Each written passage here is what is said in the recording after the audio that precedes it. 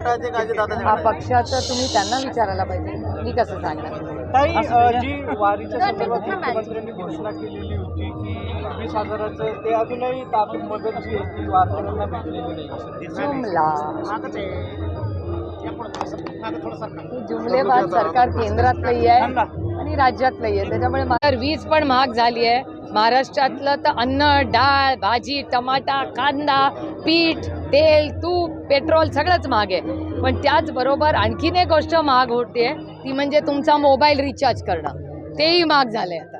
त्याच्यामुळे यांनी काहीच ठेवलं नाही या सरकारने. या विजयचा झटका बसेल वाटतं. झटका बसायचा विषय नाही, सगळं राजकारणात नसतं. काही गोष्टी पॉलिसी म्हणून गांभीर्याने पण घ्यायच्या असतात आणि त्याच्यामुळे हे जुमलेबाज सरकार आहे. पक्ष फोडा, घरं फोडा एवढंच करून सत्तेत येणं आणि सर्वसामान्य मायबाप आणि शेतकऱ्याचं कंबरडं मोडण्याचं पाप जर कोणी केलं असेल तर या सरकारने केलं.